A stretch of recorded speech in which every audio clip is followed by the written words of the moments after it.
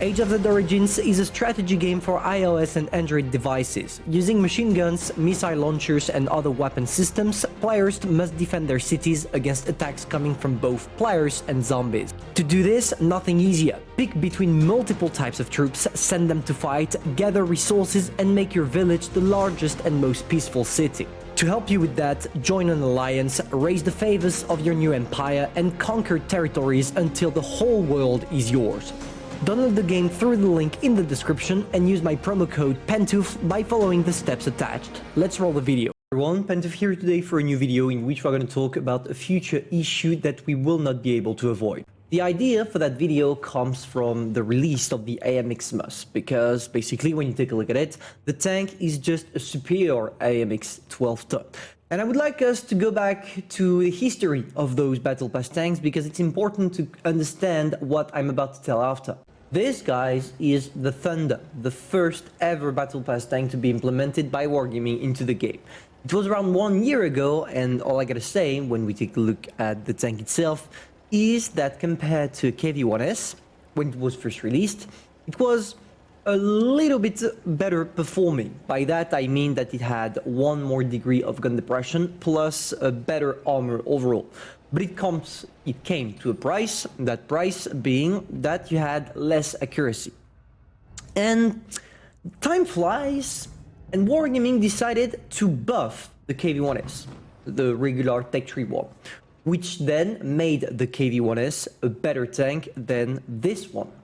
I'm not saying that the thing you're seeing right there is underperforming or bad, but in my opinion, this thing right now is average. Yes, it has a big alpha damage, yes, it has a good armor, but when you have 18 seconds of reload, to be fair, do not expect it to be shining on the battlefield. And you're going to see that through the game here, because every time you shoot, you have to wait for a whole 20 seconds before shooting back, which completely reduced your abilities to have a good DPM and to brawl against your opponents. So yeah, it's a choice to make. Sometimes it can be fun to have a big alpha damage, but that's it. Now, if you take a look at the KV-1S, it has the same problem, but it reloads in 14 or something like that seconds. And 14 seconds, we saw that at tier 10 is not that much. Just consider you are playing an E100 at tier 6 and boom, that's it, you're done, and you will be able to do whatever you need to do. But considering the statistics, well, the stats don't lie. The Thunder is among the worst performing tanks in the game, and especially at tier 6 with the heavies, because just take a look at the DPM compared to even the KV-1S, its counterpart from the tech tree. As you can see, Wargaming released a Battle Pass tank that is not necessarily the greatest. Why did they do that? Simply to balance off the game. And it perfectly worked, because nowadays you don't see plenty of people playing the Thunder for 2 reasons. First, because it's not broken. Second, because it's old. But you might ask, what's the difference between a Thunder and an AMX Mus, beside the fact that both tanks are not sitting at the same role on the battlefield? But let's say that the AMX Mus, when you take a look at it and statistically talking, you compare it to the AMX 12T, it's overall better performing. And this is something Wargaming have been doing for the past 6 months. Every time they are releasing a new Battle Pass tank, it's better than the Tech Tree version. There are multiple reasons for that choice that could be easily explained. For example, the greed for money. Wargaming being a company, they need to make money. In order to make money, they need to release something that is better than its original version, especially for the Battle Pass, which are just copy-paste of already existing tanks with different skins and sometimes attachments. And this is why we have this. This is why we have 7 degrees of gun depression instead of 4. And this is why we have 2 seconds between shells instead of 2.5.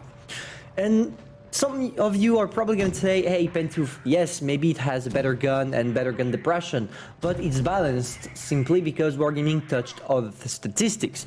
And you would be right, you are right, because Wargaming touched the overall reload of the tank to make it have the exact same DPM as the regular AMX 12 ton. Let's be fair. Some buffs and some nerfs are stronger than others. For example, on the mouse, if all of a sudden Wargaming decided to, I don't know, decrease by 1 kilometer per hour its speed, but it will gain around 20 or 30 millimeters of effective armor on the turret, everyone will call it broken. And this is what I want to say about Wargaming. Yes, they are trying or make you believe that the tanks are balanced, and here for the AMX Mus, it's the case, but those are much better performing and more comfortable to play than the tech trees. And the thing is, when you're doing something like that, it has consequences on the game. First of all, for all the AMX 12-ton lovers, they will just throw the tank away. This thing right there is doing everything an AMX can do, but in a way better way. And the thing is, at one point, as Wargaming is keep releasing those tier 6 only, at one point we will have a copy paste of the tech tree version as a collectible that will definitely be better.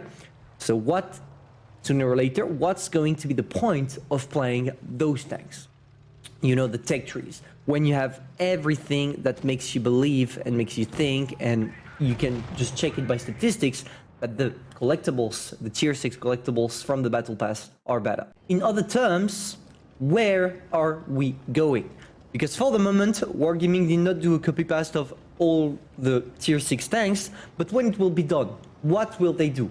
Are they gonna buff every single tier 6 tech tree tank, which is gonna result in an unbalancing movement between tier 6 and tier 7? Because if all of a sudden you try to buff all the tier 6 and not the tier 7, tier 6 are gonna be competitive against the tier 7, which is gonna break a little bit the matchmaking. You see, there are plenty of problems you need to think ahead of them in order for it to be working perfectly.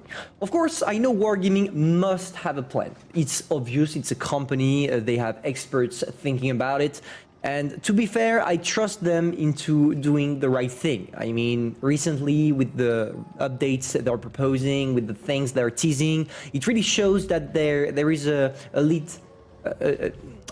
change in the lead direction of the game. So I'm not gonna complain about that. I'm just worried. It's just that I don't see how it could have a good ending. I mean, at one point when we will have every single tech tree tank replaced by a collectible, beside people grinding to get the tier 7, those tanks will die. Except for the most broken out there, for example, the Hellcat and all of those. And of course, to my demonstration, there are some limits. Talking about the Hellcat, when you take a look at the Blitz 9000, which is supposed to be the copy-paste Hellcat Battle Pass, you will see that this one is really underperforming compared to the regular Hellcat. Even if it has its pros, like having a great armor, when it comes to dealing damage, the Hellcat is way better. And maybe that this is Wargaming plans on the long term. All the unpopular tank from the tech tree are going to be replaced by collectibles that are better than their regular version, which would make those tanks available and great again and played on the battlefield once again. Or, no, and for the tanks that are already popular, Wargaming will make a Battle Pass version because they are surfing on the hype and the fact that people are going to think, okay, if that tier 6 is broken as a tech tree, it's probably going to be even more broken as a collectible, and they're going to disappoint people by making them balanced, like it was the case, for example, with the Blitz 9000. And if they do that, it's a smart move. It's a really smart move, and it will allow us not to have a completely broken matchmaking. But once again, we'll have to wait for the new tanks to be released. We will have to wait for Wargaming to make a decision about it, to maybe know if yes or no the tier 6 matchmaking is going to be due.